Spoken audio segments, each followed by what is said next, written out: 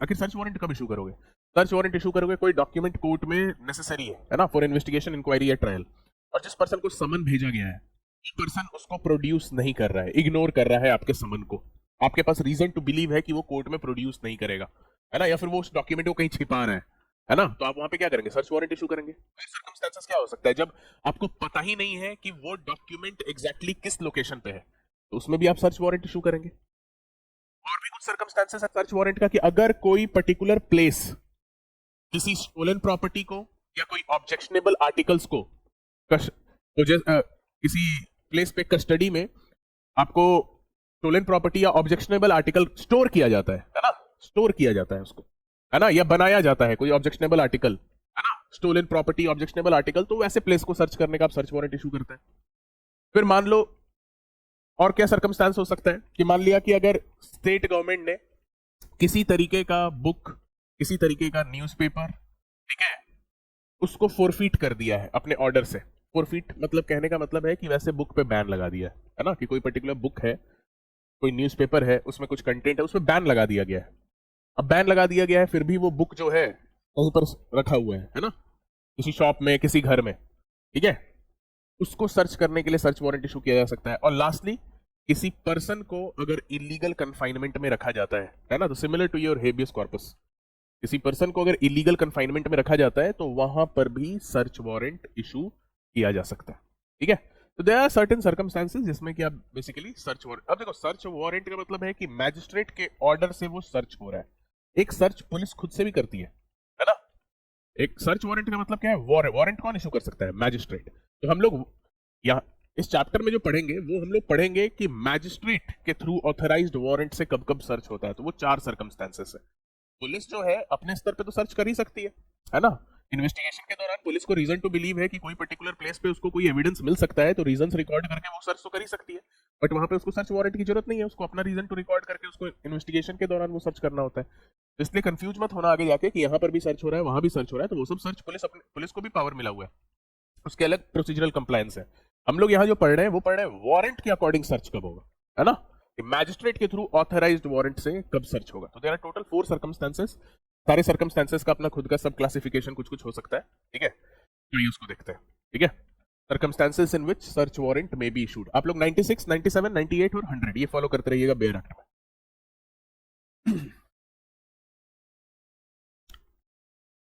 और फिर 103 में आपको प्रोसीजर बताया गया है।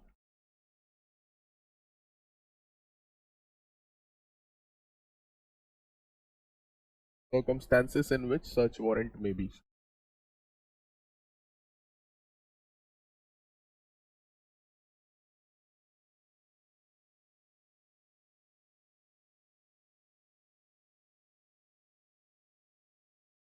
अब देखिए पहला जो सर्कमस्टेंस है, फर्स्ट पहला सर्कमस्टेंस है in when a person is unlikely to produce document or thing. Section 96 इसके बारे में बताता है कि जब कोई पर्सन कोई डॉक्यूमेंट या थिंग को प्रोड्यूस नहीं कर सकता है या नहीं करना चाह रहा है, मतलब कोई डॉक्यूमेंट या कोई थिंग का प्रोडक्शन आप किसी पर्सन के थ्रू कोर्ट में अगर नहीं करा सकते, अगर ऐसी पॉसिबिलिटी नहीं है, अगर मान के चलो कोई document court it is necessary for any investigation, inquiry or trial, और वो डॉक्यूमेंट कोई पर्सन के थ्रू आप कोर्ट में अगर प्रोड्यूस करा सकते हैं, तो फिर सर्च वारंट करने की जरूरत ही क्यों है?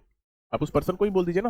नहीं, जब सर्कमस्टेंसेस ऐसे हैं कि when a person is unlikely to produce document or things, when a person is unlikely to produce a document or things, और इसको जनरल सर्च वारंट भी बोला जाता है,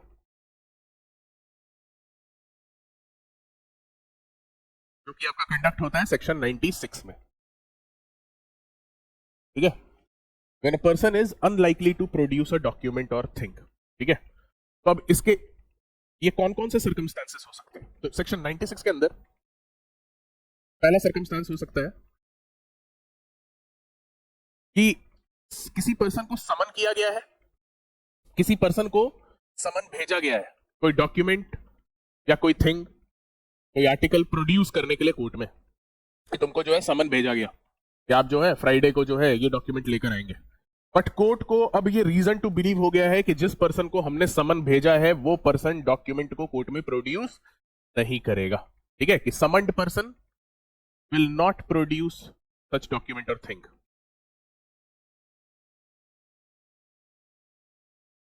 will not produce such document or thing as sought by the court, है ना। Court को ये रीजन टू बिलीव है ना।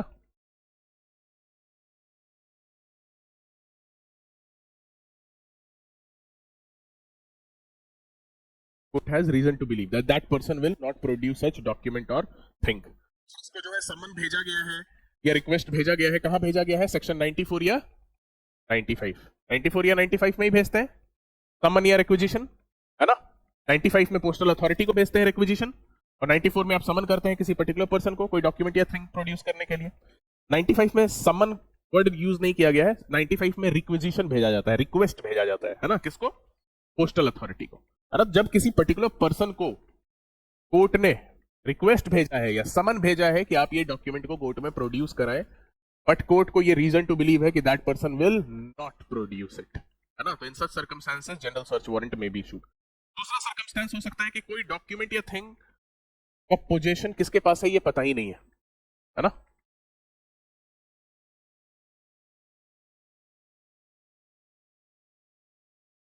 Document or thing not known to be in possession of anyone। ठीक है, कोर्ट को ये रीजन टू बिलीव है कि भाई वो डॉक्यूमेंट या थिंग किसके पोजीशन में ये पता ही नहीं है। ठीक है, पता ही नहीं है, मतलब ये पता है कि मतलब इस पर्टिकुलर ऑफिस में, इस कार्यालय में, इस घर में वो डॉक्यूमेंट हो सकता है। ठीक है, मतलब एग्जैक्टली नहीं पता है कि किस पर्सन के पास है, किस पर्सन के एग्जैक्ट कस्टडी में है, एग्जैक्ट पोजीशन में। एक ओवरऑल आइडिया है कि इस एरिया में मिल सकता है वो डॉक्यूमेंट, है ना। ये पूरे ऑफिस का जब खोज किया जाएगा, है ना, तब ये डॉक्यूमेंट मिल सकता है, तो वहां पर कोर्ट जो है आपको सर्च वारंट इशू कर सकती है। तीसरा है कि किसी भी इंक्वायरी या ट्रायल के लिए जनरल सर्च किसी प्लेस का किसी डॉक्यूमेंट के लिए नेसेसरी है ना। तीसरा, general search, general search for any document or thing is necessary for any inquiry or trial. तीसरा सर्कमस्टेंस क्या हो सकता है कि यहां पे कोई पर्टिकुलर, जैसे इन दो सर्कमस्टेंस में तो आपको पता है कौन सा डॉक्यूमेंट आप सर्च करने वाले हैं, तीसरे में आपको डॉक्यूमेंट कौन सा आपको सर्च करना है ये एग्जैक्टली नहीं पता है। तीसरे में आपको क्या पता है कि भाई ये प्लेस का अगर सर्च करेंगे तो कोई ना कोई रेलेवेंट डॉक्यूमेंट हमें जरूर मिल जाएगा। ठीक है, तीसरे वाले सर्कमस्टेंस में। ठीक है, तो ये सारा सर्च जो होता है कब, जब कोई पर्सन अनलाइकली होता है to produce a document or thing before the court, है ना। तो इसमें तीन सिचुएशन में, ये पहला कैटेगरी, ऐसा ही चार कैटेगरीज है। ठीक है, तो ये पहला कैटेगरी में तीन सिचुएशन में सर्च हो सकता है, अगर कोई पर्टिकुलर पर्सन को समन भेजा गया है या रिक्विजिशन भेजा गया है 95 में। ठीक है, तो वो अगर डॉक्यूमेंट या थिंग को नहीं प्रोड्यूस कर रहा है, court has the reason to believe, आप वहां पे सर्च वारंट इशू कर देंगे किसी भी पुलिस ऑफिसर के थ्रू। या फिर कोई डॉक्यूमेंट या थिंग का एग्जैक्ट पोजीशन किसके पास है ये नहीं पता है। और तीसरा, कि आपको लगता है कोई इंक्वायरी या ट्रायल के लिए, मान लो किसी के ऊपर करप्शन का चार्ज लगा हुआ है ना, किसी तरीके का करप्शन का चार्ज किसी के ऊपर लगा हुआ है, ठीक है, फॉर्जरी का चार्ज लगा हुआ है ना, किसने बहुत लंबे 10 साल से फॉर्जरी प्रैक्टिस की है, तो उसके घर का एक सर्च करा लेते हैं। इंक्वायरी और ट्रायल में कुछ ना कुछ तो रेलेवेंट डॉक्यूमेंट मिल ही जाएगा, जनरल सब चीज necessary for inquiry or trial. ठीक है, तो this is the first circumstance. एक सर्कमस्टेंस देखें जिसमें कि सर्च वारंट इशू हो सकता है। अब आते हैं दूसरे सर्कमस्टेंसेस पे, और ये किस सेक्शन में दिया है, 96 में। ठीक है, दिस इज अंडर सेक्शन 96। अब आइए नेक्स्ट 97 आप लोग फॉलो कीजिएगा।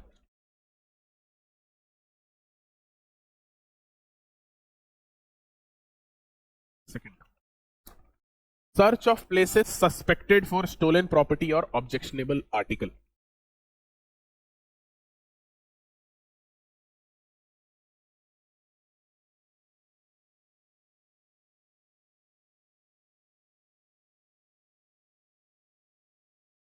Stolen property or objectionable article,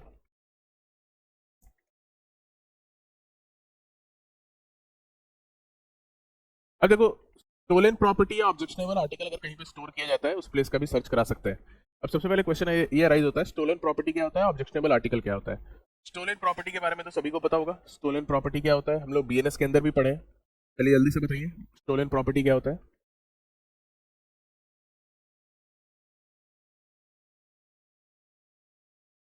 ठीक है, कोई भी प्रॉपर्टी आपने रिसीव किया है by doing any offence against property, है ना, एक्सेप्ट मिसचीफ, है ना, मिसचीफ के अलावा।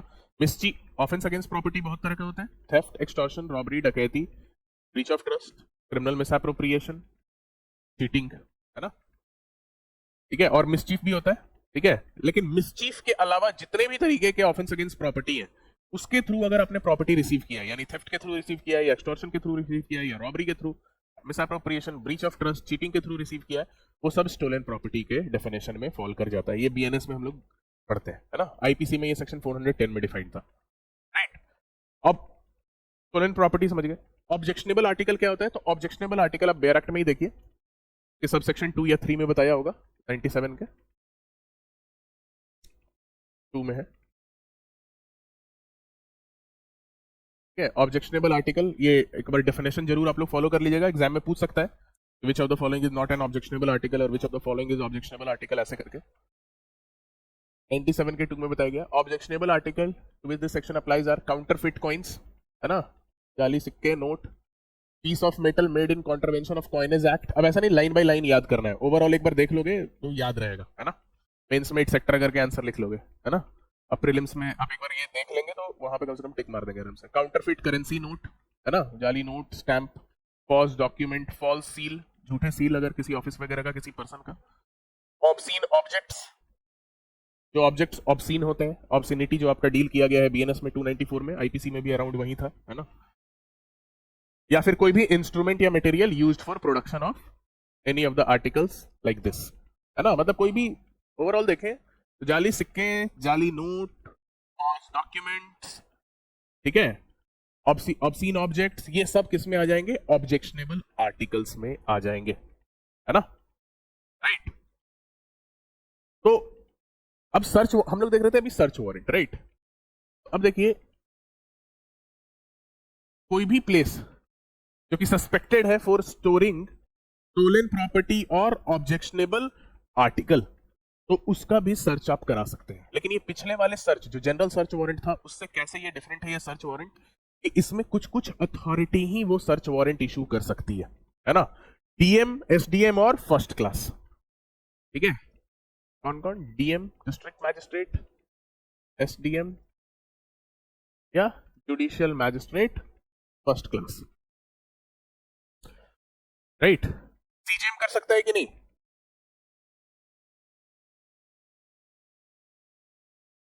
यस, सीजेएम भी कर सकता है, बिकॉज सीजेएम भी तो जेएमएफसी होता है, जुडिशियल मैजिस्ट्रेट फर्स्ट क्लास में हाईएस्ट हायरार्की का होता है ना। ये सब कभी एग्जाम में आ गया, थोड़ा दिमाग लगाना होगा, है ना। यहाँ पे डीएम, एसडीएम, जेएमएफसी बस लिख दिया है, बट लाइक सीजेएम भी हो सकता है ना, क्योंकि तो हायरार्की में ऊपर है ना, राइट। तो ये लोग सर्च कर सकते हैं अगर उस प्लेस को यूज किया जाता है फॉर डिपॉजिट, है ना, ये लोग सर्च वारंट इशू कर सकते हैं,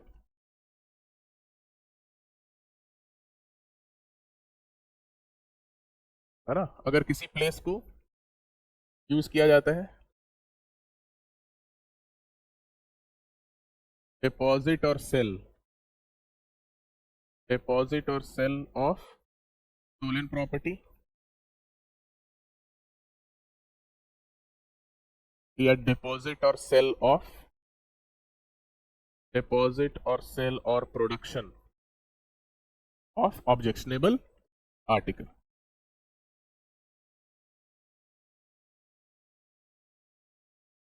ठीक है, सेक्शन 97 में इतना ही आपको समझना है सर्च वारंटी के कॉन्टेक्स्ट में। ठीक है, अब देखो जब बेयर एक्ट देखोगे, बेयर एक्ट में सेक्शन 97 काफी लंबा है।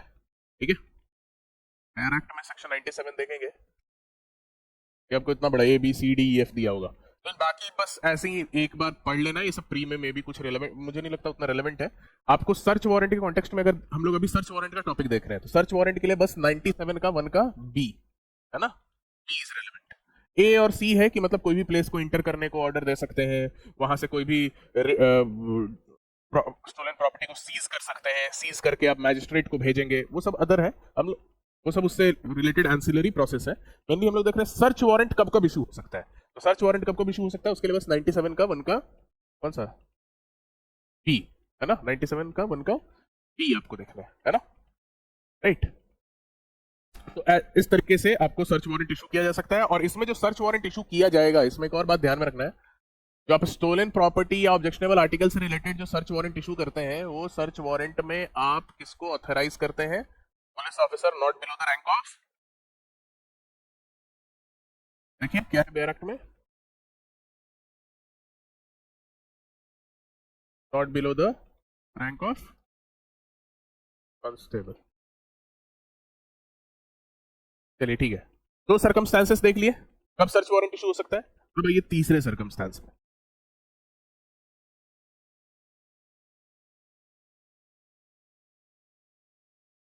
वही बता रहे हैं, इसी से रिलेटेड सर्च वारंट इशू होगा, स्टोलन प्रॉपर्टी ऑब्जेक्शनेबल से रिलेटेड। अब ये तीसरे सर्कमस्टांस, अब देखो तीसरा सर्कमस्टांस क्या है, सेक्शन 152 बीएनएस का, सेक्शन 196 बीएनएस का, 197, 294, 295, 299। अब इतना नहीं है, अभी याद करने की जरूरत नहीं है। जैसे ये सारे सेक्शंस हैं, इसके अंदर कोई ऑफेंस अगर कमिट होता है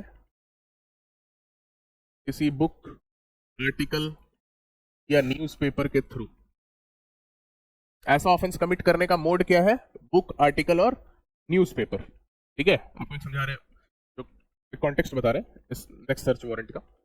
152 क्या है, कोई भी imputation prejudicial to national integrity, sovereignty. ठीक है, 294 क्या है, ऑब्सिनिटी। ठीक है, 299 I think promoting enmity between religion.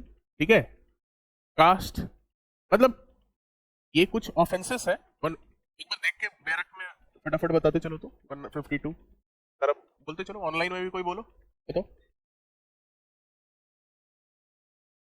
Okay, 152 में act endangering sovereignty, unity and integrity, मतलब कोई न्यूज़पेपर में या कोई आर्टिकल किसी ने कहीं लिखा है या कोई बुक है जिसमें जो कंटेंट है उसमें प्रोवोक कर रहा है कोई पर्टिकुलर पर्सन, जिससे कि इंडिया का इंटीग्रिटी, सॉवरेनिटी वो अफेक्ट हो रहा है, कि किसी ने जो है एक आर्टिकल लिख दिया जिसमें वो खालिस्तान को सपोर्ट कर रहा है ना, कोई पर्टिकुलर पर्सन, या इंडिया का कोई पार्ट बोल रहा है कि इंडिया से जो है अलग हो जाए। तो ये क्या है, एक्ट एंडेंजरिंग सॉवरेनिटी, इंटीग्रिटी। और ये ऑफेंस कैसे किया गया है, तो बुक, आर्टिकल और अदर मोड से भी किया जा सकता है, लेकिन अगर इन मोड से किया गया है तो उस कॉन्टेक्स्ट में अभी हम लोग सर्च वारंट देखेंगे। 96 क्या है, हाँ ठीक है, प्रोमोटिंग इनमिटी, है ना, कि दुश्मनी बढ़ाना ग्रुप्स के बीच में, है ना, दो कास्ट के बीच में, दो रिलीजन के बीच में, ऐसा कोई भड़काऊ आर्टिकल किसी ने लिख दिया है, कोई न्यूज़पेपर में किसी ने छपवा दिया, कोई किताब ऐसा उसने लिख दिया है जिससे कि दो रिलीजन, ग्रुप, कास्ट के बीच में, कम्युनिटी के बीच में, दो रीजन के रहने वाले लोगों के बीच में इनमिटी प्रमोट हो रहा है। 294 क्या है, ऑब्सिनिटी, है ना, कि कोई ऑब्सीन कंटेंट, है ना, किसी बुक में है, कोई न्यूज़पेपर में है। ठीक है, तो ओवरऑल कॉन्टेक्स्ट समझ गए ना। इन तरीके का बाकी का देख लेना, सेक्शंस जो है उतना कोई रेलेवेंट नहीं है कि आप इसके लिए एक एक सेक्शन याद रखें, मतलब ओवरऑल कॉन्टेक्स्ट समझिए।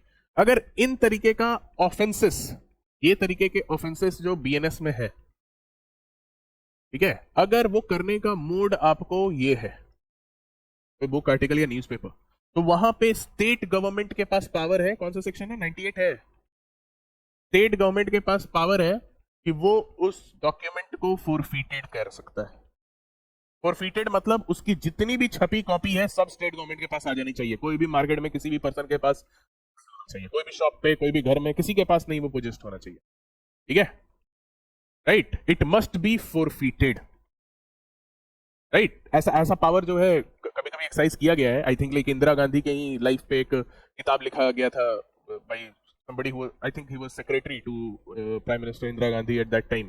उसमें काफी स्कैंडलस बातें like you know scandalous controversial बातें जो था इंदिरा गांधी के लाइफ से रिलेटेड उसमें डिस्कस किया गया था। गवर्नमेंट हैड फॉरफीटेड दैट, है ना, ये पावर आपको सीआरपीसी में भी था पहले। ठीक है, तो सारे बुक्स को उसका कुछ कुछ एक्सर्प्ट आपको कहीं कहीं इंटरनेट पे कहीं मिल जाता है तो मिल जाता है, नहीं तो वो बुक अवेलेबल नहीं है, ठीक है, कहीं भी। तो इस तरीके का अगर कोई ऑफेंसेस जो है इन मोड से किया गया है, कोई बुक के थ्रू, कोई न्यूज़पेपर के थ्रू, स्टेट गवर्नमेंट के पास पावर है कि वो उसको फोरफिटेड कर सकता है ना। स्टेट गवर्नमेंट जो है डिक्लेयर कर सकता है कि that book or newspaper should be forfeited to the government. मतलब उसका जितना भी कॉपी अवेलेबल है मार्केट में, एक तो छपेगा नहीं अब कोई वैसा कॉपी, और जितना भी अवेलेबल है वो सब स्टेट गवर्नमेंट के पास आ जाना चाहिए, है ना, जो गवर्नमेंट के पास आपको आ जाना चाहिए। अब स्टेट गवर्नमेंट ने अगर किसी भी बुक या न्यूज़पेपर को फोरफिटेड कर दिया है, ठीक है, तो अब यहाँ पे मैजिस्ट्रेट के पास पावर आ जाता है कि वो वैसे बुक या न्यूज़पेपर के लिए सर्च वारंट इशू कर सकते हैं, समझे।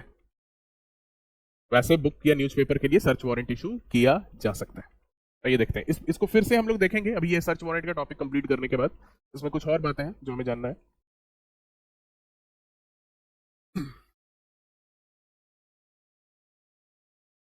सेक्शन 98 है।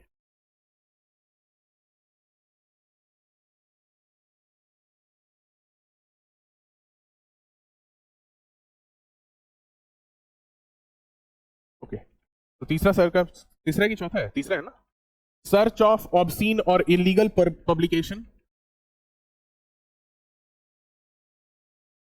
सर्च ऑफ ऑब्सीन और illegal publication.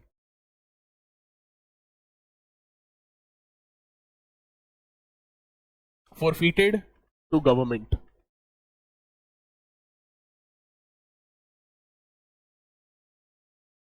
forfeited to government, है ना। वो जो भी इलीगल पब्लिकेशन है वो या तो कोई न्यूज़पेपर, डॉक्यूमेंट या बुक के थ्रू होना चाहिए, इसको भी फॉरफिट कर दिया गया है टू द गवर्नमेंट, उससे रिलेटेड सर्च वारंट इशू हो सकता है, ठीक है। इसमें स्टेट गवर्नमेंट के पास पावर है 198 में कि it may declare a publication forfeited if it contains any matter punishable under those sections which I stated here, right. और एक बार डिक्लेरेशन मैजिस्ट्रेट ने दे दिया, ठीक है, सच डिक्लेरेशन, तो magistrate can issue a search warrant, है ना। इसमें डिक्लेरेशन के बाद ये नहीं कि कोर्ट नहीं डिक्लेयर करता है, डिक्लेयर कौन करता है, स्टेट गवर्नमेंट, ये ध्यान में रखना, है ना। After declaration by state government, ठीक है, कोर्ट में issue search warrant.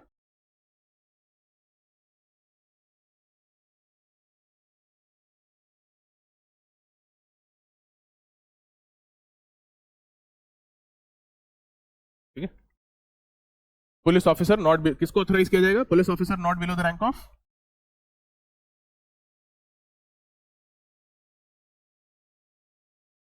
Below the rank of sub inspector,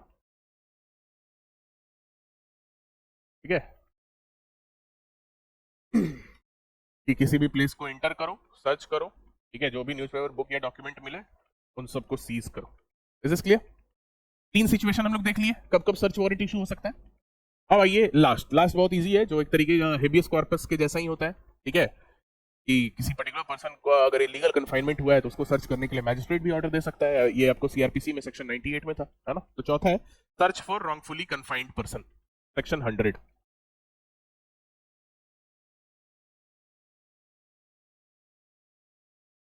search for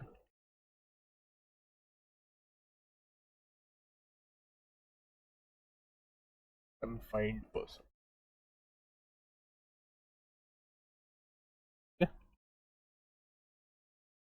और कौन कौन ये ऑर्डर दे सकता है, डीएम, एसडीएम या फर्स्ट क्लास।